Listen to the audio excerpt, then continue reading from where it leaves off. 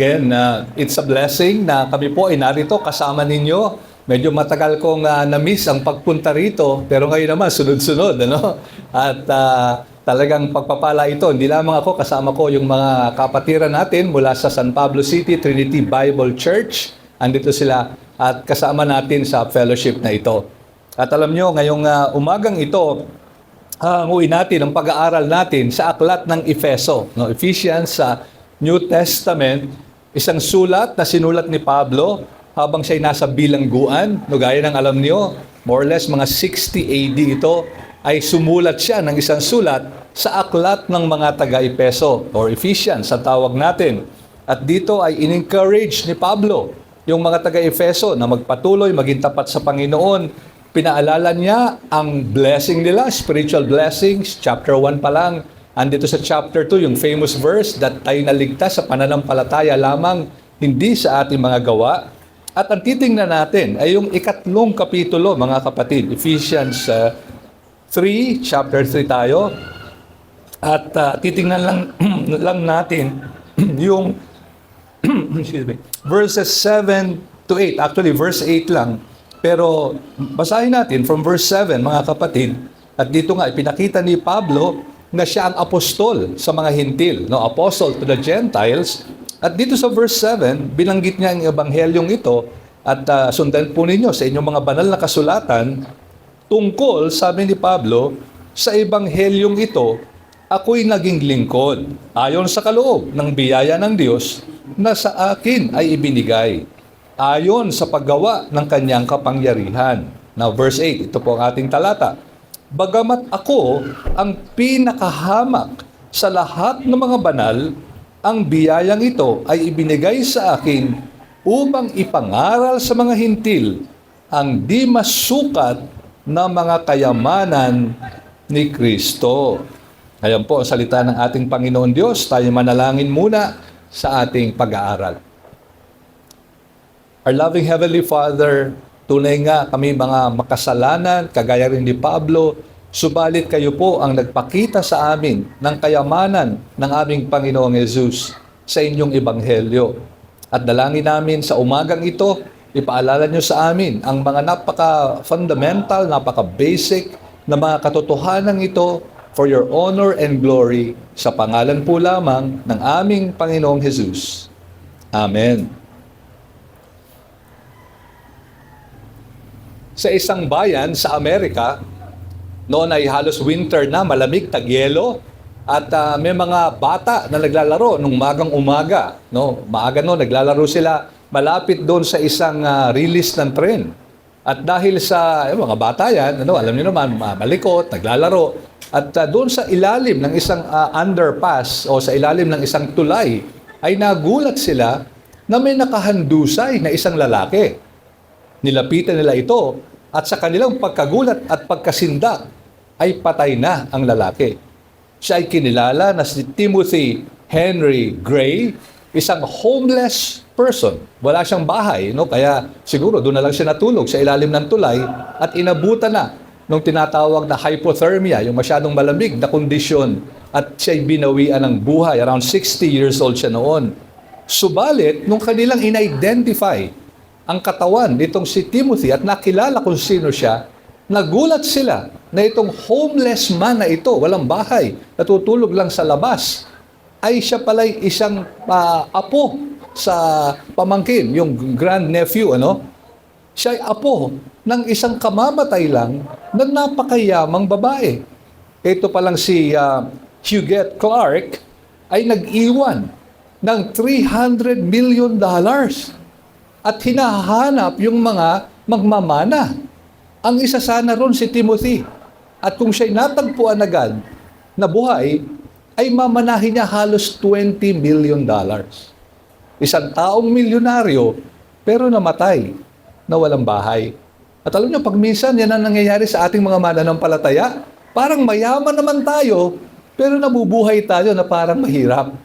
Of course, hindi sa physical, hindi sa material, kundi gaya ng sabi ni Pablo sa mga taga-Efeso, nasa inyo na lahat ang mga spiritual blessings. At ngayong umaga, ang titingnan natin, ay isa rin sa mga pagpapala na nagbibigay ng tunay na yaman sa atin ngayong umagang ito.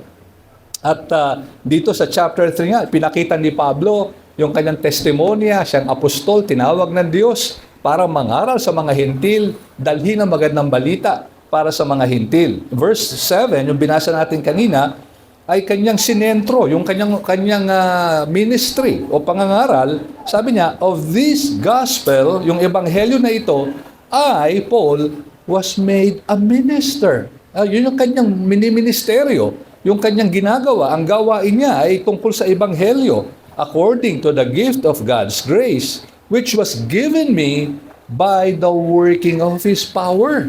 So ito yung aking ministeryo, ito yung gawain ko, gospel.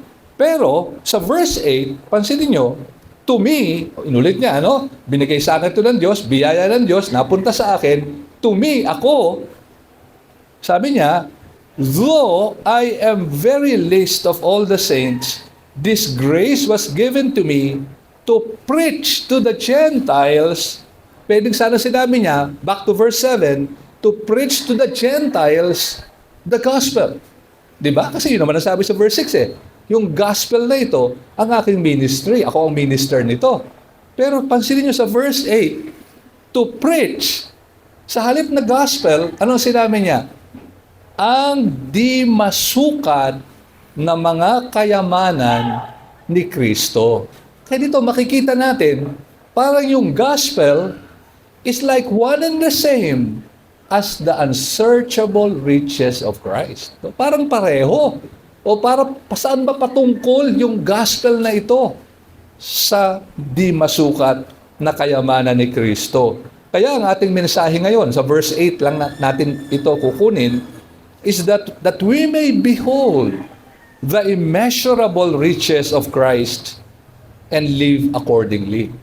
Na ating makita, ating mapagbulay-bulayan. So it's more of a meditation, more of pagbubulay-bulay sa kagandahan at kayamanan ng ating Panginoong Jesus. So ang ating first point is more of adoration, second point is reflection. No? At kukunin natin yan sa karanasan ni Pablo. So verse 8, adoration. Muna, humanga nawa tayo. Makita nawa. Let's behold the unsearchable riches of Christ. At gaya nakita nga natin sa verse 7, ay ang kanyang ministry, gospel. Pero sa verse 8, ang pinapangaral niya ay yung di masukat na kayamanan. Ngayon, isa-isahin natin. Parang ginto ang kada salita na ginamit at sinulat ni Pablo dito, no? First word, riches. Kasi the unsearchable riches of Christ. Unahin natin yung kayamanan. Ano ba yung ibig sabihin ng kayamanan? No, pag sinabi mo, yung aming kapitbahay, mayaman yan. Di ba? Ganun yung ating sasabi. Or yung mga nababalita ngayon sa flood control. Okay? Siguro, nagbabasa naman kayo ng dyaryo, nanonood ng kung ano man, telebisyon. Mayaman yan. Di ba? Now, ano ba ang definition of riches? Yung riches, ito yung something we consider valuable. Di ba? May kayamanan o riches ang isang tao pag meron siyang mga mamahalin o mahalagang mga bagay.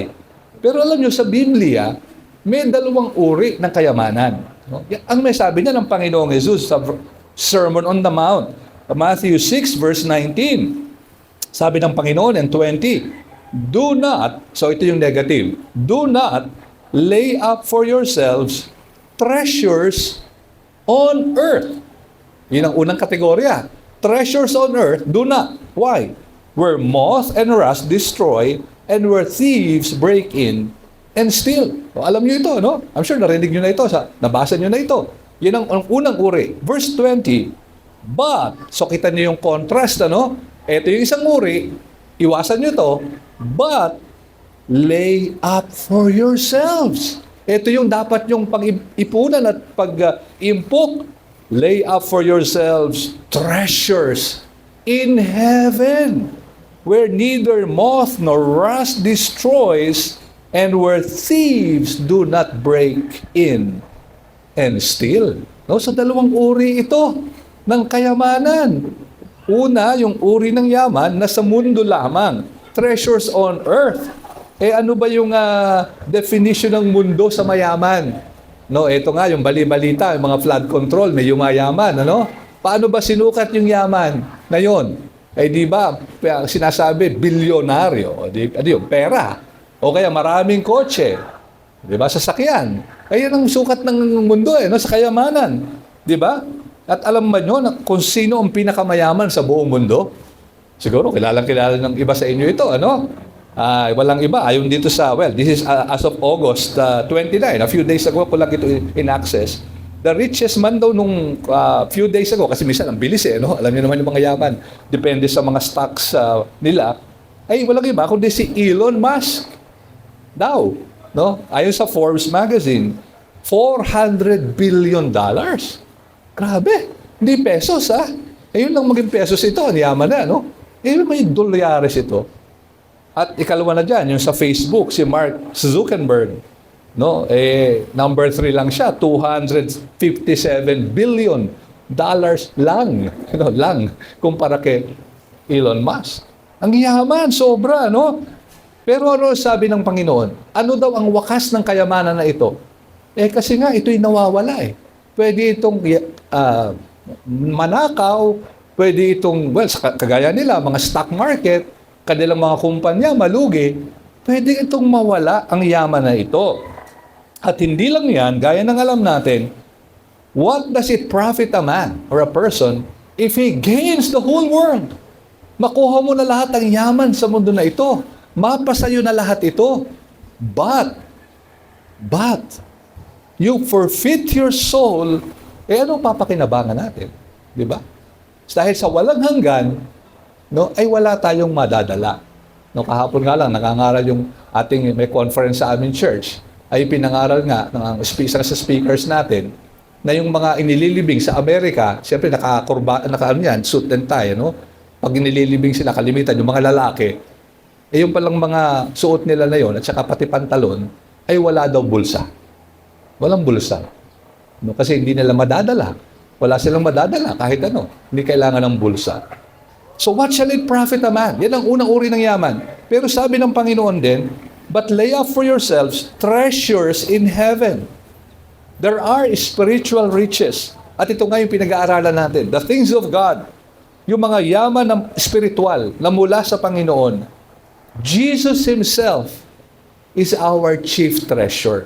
At yan ang ating mamaya yan, medyo, preview lamang. Kasi pinag-aaralan natin, isa-isa, kada isang salita, So, riches, dalawang uri. Obviously, ang pinag-aaralan natin dito, kaya kayo narito, I'm sure, hindi para magkamal-kamal ng pera, kundi kayo nag-uubos ng oras dito tuwing linggo, ay hinahanap nyo ang spiritual riches. Okay? So, ikalawa, salitang ginamit ni Paul, yung adjective na nag-define sa riches. Anong uri ito ng riches?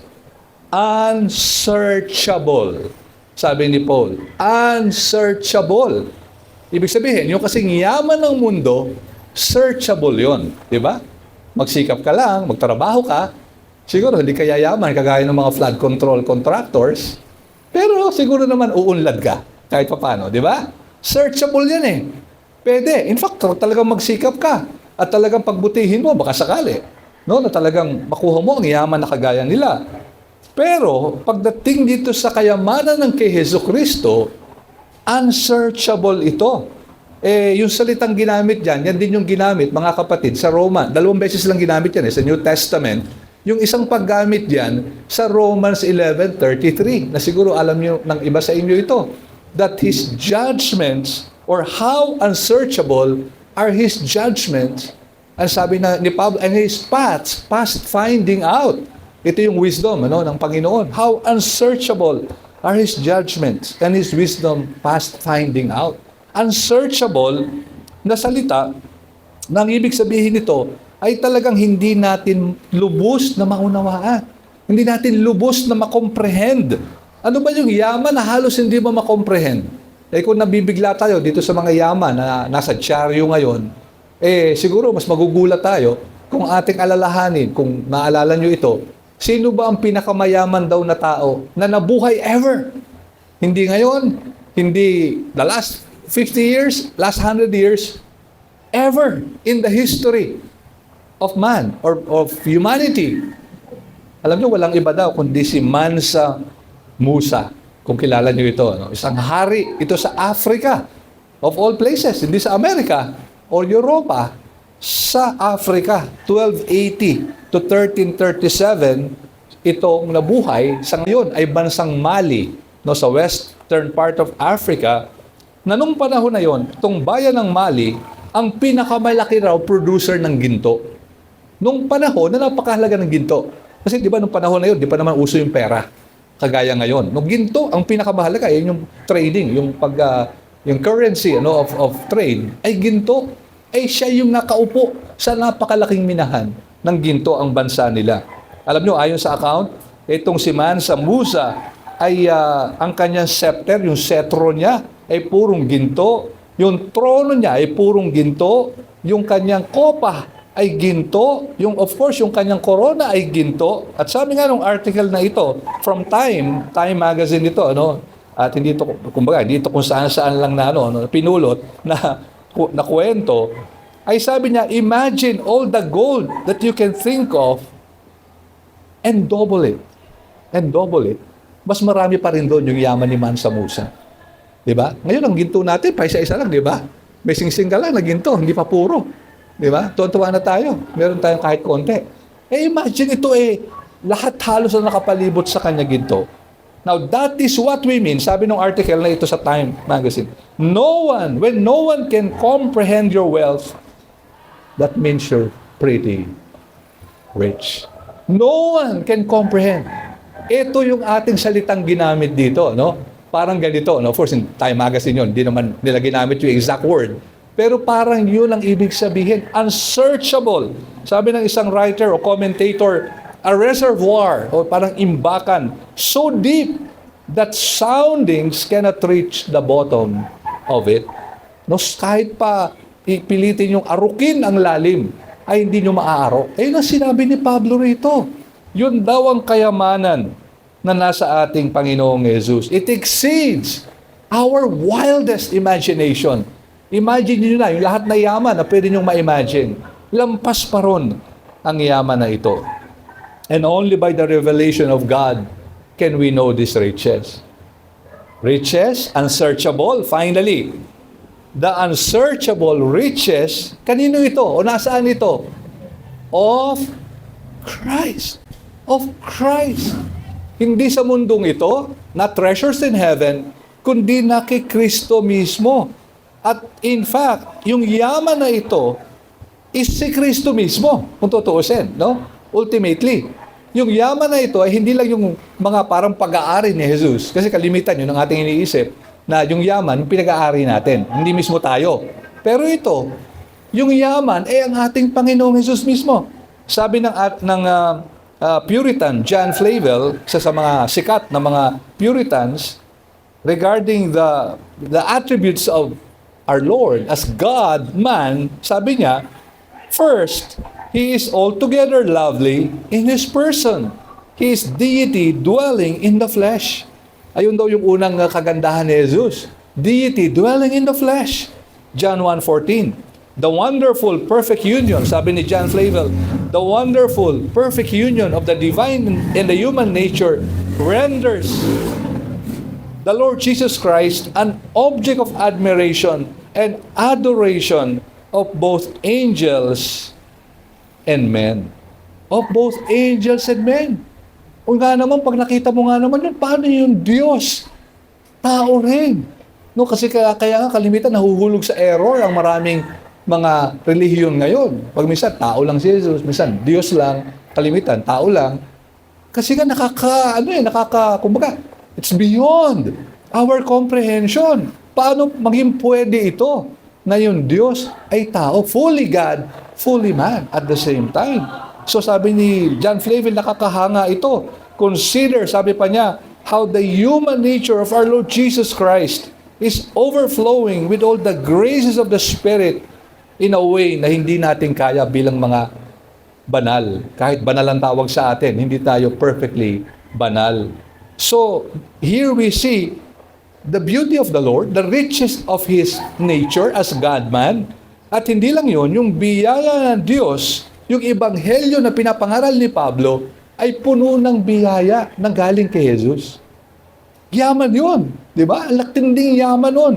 Biro mo yung balita na yung makasalanan tulad mo at ako na dapat salay sa impyerno ibulid, ay ngayon ay pwedeng maligtas. Ay ano pa kayang kayamanan ang hihigit doon? Di ba? Kasi hindi na ito maaagaw ng sino man. Merong kaligtasan na nasa Kanya lamang. And you look at the plan of God, the plan of salvation, yung tawag natin minsan redemptive history from Genesis to the historical books, to the poetry, to the hymns, to the prophets, to the kings, judges, and all the way to the New Testament, from the Gospels to the Acts to the letters of Paul, all the way to the Revelation, you see that one and same story about the Gospel of the Lord Jesus Christ. At sabi ni Pablo, siya mismo, para bagang he is full of admiration. Parang humahanga siyang mabuti na siya ang naging tagapangaral ng Ebanghelyong ito. The Gospel that is centered on the unsearchable riches in the Lord Jesus Christ. So anong application sa atin nito ngayon, mga kapatid? No, kasi, parang, wow, siguro sana namangha tayo. Well, ang gusto ko lang sana maging application natin at hamon ko sa inyo, do not lose sight of the glory of our Lord Jesus Christ. Huwag sanang mawala sa atin yung kaluwalhatian na ito at yaman ng ating Panginoon na palagi natin itong maalala. Kasi alam nyo, if you think you know Christ already, you don't. You don't. You don't fully know Him. No, minsan nakala natin, well, dami ko nang alam. Dami kong binabasa. Babasa ko ng, of course, Bible. Dami kong libro, mahilig ako magbasa. Ang dami ko nang alam. Pero actually, sabi ni Pablo, kahit na araw-araw, kada minuto, kada segundo, pag-aralan mo ang katangian ni Jesus, ay hindi mauubos ang katangian ito. And therefore, alam nyo kung bakit minsan mahina tayo sa ating paglakad, kung mahina tayo sa pananampalataya, pag minsan parang naaakit tayo ng yaman ng mundo, ang isang possible reason, alam nyo kung ano, baka kulang na yung paghanga natin sa yaman natin kay Kristo Jesus. Nagkukulang, nalilimutan natin.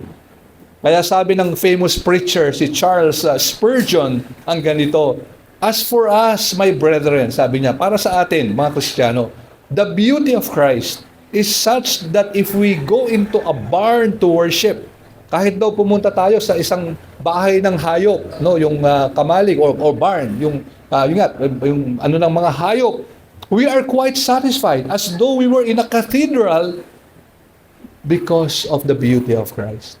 No, kahit daw saan tayo sumamba, no, kahit pa nga ito ang ganda na, pero pumunta pa tayo sa kulungan ng kabayo, no, sa kahit siguro sa banlat ng mga baboy. Sabi niya, mas hahanga tayo sa beauty ng ating Panginoon. His love is unsearchable. Andito yan sa Ephesians 3. Then, no, sa bandang dulo, kung makita niya, verse 18, sabi niya ni Pablo, ang prayer niya, you may have the strength to comprehend with all the saints what is the breadth and length, the height and depth. Verse 19, and to know the love of Christ that surpasses knowledge, that you may be filled with all the fullness of God.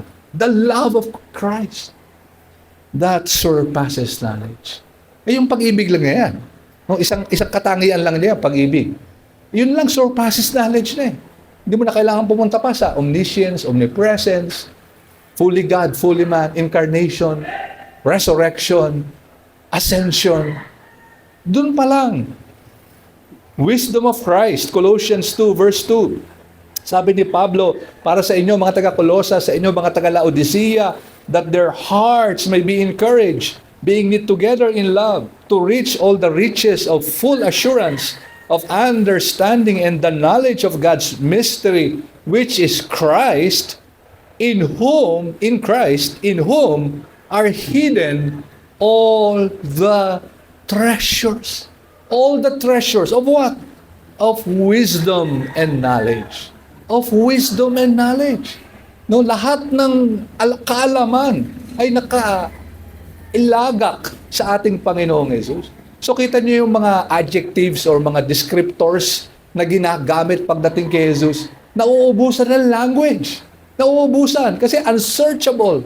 Sabi niya ni Pablo, unparalleled or hidden all the treasures, the love which surpasses knowledge. And so mga kapatid, the question to us this morning, what kind of riches are you searching for? Ano ba yung hinahanap nyo ngayon? Pansin ko, marami rito, mga kabataan kayo, batang-bata pa, at ang ganda niyan, masiglang iglesia, pag maraming kabataan, young couples, young people, singles, anong kayamanan ang hinahanap nyo? No, at sana, makita natin yan. Ano ba yung ini-invest natin? Where do we invest our time and resources? Saan natin nilalagay yung oras natin at mga kalakasan natin? Energy. Saan nakafocus ito? Alam nyo, minsan may isang Christian man na lumalakad lang sa harapan ng church, na kagaya nito, ng iglesia, kagaya nito, nakita niya, nakatayo doon, yung kanyang dating kaibigan. At sabi sa kanya, nung kaibigan niya, balita ko, nanganganib ka. Nanganganib, may panganib sa iyong buhay. Nagulat siya. Bakit gano'n? Tagal ka ba hindi nakikita? Ano kayang alam niya? Ba't sinabi niya nanganganib ako? Kaya tinanong niya, bakit po nasabi ito? At ang sabi ng isang mananampalataya, I have been informed you are getting rich. Kasi nabalitaan ko, yumayaman ka. At alam natin ang sabi ng Panginoon, how hard it is for a rich person to enter the kingdom of God. Now, just to be clear, hindi ba sa mayaman, magkaroon ng pera, by God's grace, biyayaan tayo. Pero ang point natin, delikado yun. Pag walang kasabay na pagyaman sa espiritual, na dapat sanang mas mahigit kaysa yaman natin sa mundong ito. So sana mga kapatid, makita natin, the gospel is centered on Christ. Kaya nga Christ-centered tayo in our preaching, in our worship, kasi ito yung sentro. At sana doon din masentro ang ating mga puso at isip ngayong umagang ito. Sa mga bisita natin ngayon, mga mahal sa buhay, mga ka-attend kayo rito, at salamat andito kayo. Sana makita natin yung attractiveness, yung kagandahan ng Panginoong Hesus. At alam nyo, kung hanggat di nyo nakikita yan, ay hindi talaga kayo lalapit sa Kanya bilang Panginoon nyo siya at tagapagligtas ng inyong buhay. Kailangan makita nyo na isang makasalanan kayo, wala kayong pag-asang maligtas. It is only by the sheer grace of God in the Lord Jesus Christ kayo maliligtas. Sana magsisi tayo sa ating mga kasalanan. Huwag na nating intayin, huwag na tayo mag-atubili. At isuko ang buhay sa Kanya, kilalanin siya bilang Panginoon at buhay, at tagapagligtas, Panginoon at tagapagligtas ng ating mga buhay. So yan ang first point, adoration. The second point, mas maikli na lang ito, mga kapatid, reflection. No? Sa verse 8, ay nag-reflect din si Pablo. Actually, self-reflection. Nag-reflect din siya kasi verse 8, balikan natin yung first part, inuna natin kasi yung second part ng verse 8. To me, sabi ni Pablo, ako yung nagmi-minister ng gospel, verse 7, to me, though, pansinin nyo, sabi ni Pablo dyan, I am the very least of all the saints. This grace was given. Kung alam nyo ang Biblia ninyo, at kilala nyo si Pablo, magugulat kayo rito sa sinabi niya. Bakit? Pablo, least of the saints? Pablo, who wrote 13 out of 27 books of the New Testament, kalahati halos by number. No, hindi by volume. Kasi yung iba mas mahaba kaysa kanya. Pero by number 13, kalahati. Si Pablo, na siguro the greatest missionary of all time, wala nang hihigit pa sa kanyang mga ginawa. From Jerusalem to all points of the known world at that time, possibly as far as Spain, he traveled, wala pang eroplano, walang kotse, 10,000 miles. Parang hanggang Pilipinas, hanggang Amerika na siguro yun. Na naglalakad lang at paminsan nasa barko o kaya nasa bangka. Si Pablo, na kaya hentil ang iglesia ngayon, kaya maraming non-Jew churches around the world, is largely because of the apostle to the Gentiles. At kinukonsider din ng iba the greatest theologian of all time. No? Confer, Book of Romans, yun lang isa na yun. Baka ikaw na ang greatest theologian. And yet, hindi lang yan. 2 Corinthians 12 verse 2, sabi niya, I know a man in Christ who 14 years ago, very specific, 14 years ago, sabi ni Pablo, was caught up to the third heaven, whether in the body or out of the body, I do not know. God knows. Third heaven. Nakarating siya doon. Sa kanila, yung third heaven, yun yung langit talaga eh. Kasi yung first heaven, yung ulap, second heaven, mga bituin, mga buwan at araw. Eh yung third heaven, ay parang yun na yung bahay ng Panginoon. Ay nakarating siya doon. Hindi daw niya alam ito kung ito ba'y out-of-body experience of some kind. Only God knows. And yet, this person can say, I am. Sabi niya, present tense ha, hindi dati. Dahil noon, inuusig niya ang church. No? Dati, parang halos mandarambo siya. At inuusig niya ang mga mananampalataya. Hindi niya sinabi, I was during that time. Pero ngayon, Kristiyano na ako. Kaso sabi niya, I am the very least. At ang mga commentators and theologians couldn't believe the word he used. Least of all saints. Less than the least of all saints, actually, more, or less than the least, more literally. Paano yung list na nga? Di ba pag list, superlative na yun? No? Parang yung good, better, best. Para mo sinabing, it's better than the best. Does it make sense? No, the best na nga eh. Meron pa bang better sa best? Eh, ganun ang ginamit niya salita. Umimbento si Pablo ng salita na wala sa Griego, wala sa kahit anong literature. Ginamit niya dito lang para ipakita kung gano'n siya nagliliit in comparison to the unsearchable riches of Christ. So pag tinabi natin yung sarili natin sa biyaya at yaman ng Diyos, ang sabi ni Pablo, I have to invent a new word. Hindi lang ako least. I am the less than the least. In short, parang sinabi niya, I am not worthy to be reckoned or to be part of the saints of this unsearchable Savior, the Lord Jesus Christ. I am the least, the less than the least. And only by grace, biyaya. Kaya ang ating emphasis sa iglesyang ito ay biyaya eh, no? Unmerited, di karapat-dapat. That's why we believe in the sovereign grace. Kasi hindi tayo karapat-dapat. Only by grace. At nangyari kay Pablo yan. Wala siyang intensyong lumapit kay Jesus. Wala siyang intensyong maging Kristiyano. In fact, kaaway niya ang mga Kristiyano. And yet, the sovereign grace of God from heaven fell like thunder, blinding him, confronting him with the true Lord and Savior, our Jesus Christ. And so, parang sinasabi ni Pablo rito, it's an honor for me to be a minister of the gospel, a minister of the unsearchable riches of Christ. Sapagkat pag ihahambing ang buhay ko kay Jesus, ako na yung pinaka hindi karapat-dapat na mapasa kanya. And so by way of ending, mga kapatid, na application, sana we see our nothingness before our God this morning. Sana makita natin, di ako karapat-dapat. Dapat wala ako dito. Dapat di ako naligtas. At alam nyo, sa isang iglesia, pag nakita ito ng mga mananampalataya, mababawasan ang mga sama ng loob, mababawasan yung mga alitan, mababawasan yung mga, sabi nating noise, there will be more forgiving and loving, and the grace of God will permeate, yung masusok tayo, para tayong tinubog sa biyaya ng Diyos. Pag nakita natin, ganun pala. Hindi pala ako karapat-dapat. And at the same time, I challenge you not to lose heart, brothers and sisters. Alam ko yung pinagdadaanan ng iglesia na ito, may mga pagsubok tayong kinakaharap ngayon. Sana wag tayong mag-lose heart. Because, hindi dahil sa sinabi ko to, kundi 5 verses later, after verse 8, tingnan niyo yung verse 13, sa bandang dulo lang. So I ask you, sabi ni Paul, not to lose heart. Kita niyo yan, ano? After na lamangha sa biyaya ng Diyos, sa bandang dulo, in-apply niya. So I ask you, I plead with you, I enjoined you not to lose heart over what I am suffering for you, which is your glory.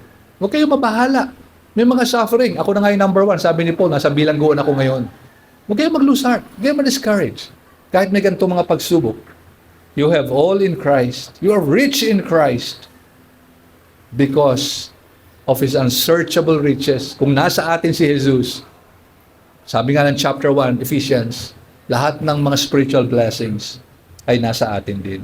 And so mga kapatid, in summary we see, Jesus is the most beautiful being, most beautiful man and person. He is God-man after all. Siya yung pinakamaganda, pinakamayaman. Let's be humbled in His presence. Sana magpakumbaba tayo sa Kanyang harapan. Alam nyo, may isang tax collector na minsan nangolekta ng tax at nadaanan niya yung isang farmer, isang magsasaka. At sabi ng tax collector, Mr. Farmer, kumusta ba ang iyong mga ari-arian? At sabi ng farmer, I'm a rich man.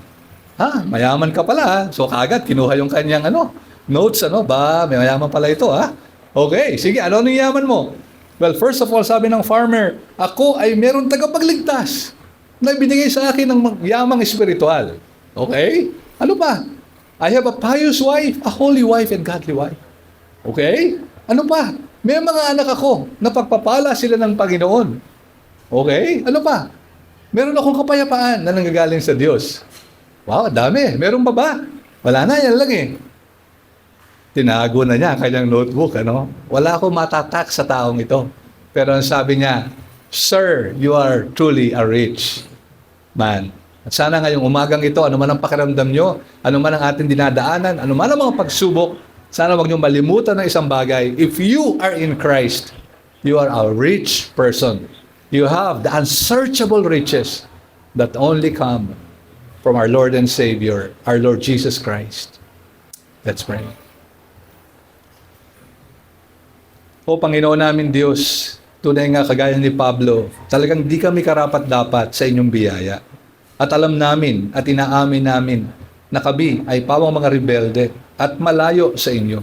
Subalit salamat, dumating din ang biyaya sa aming mga buhay.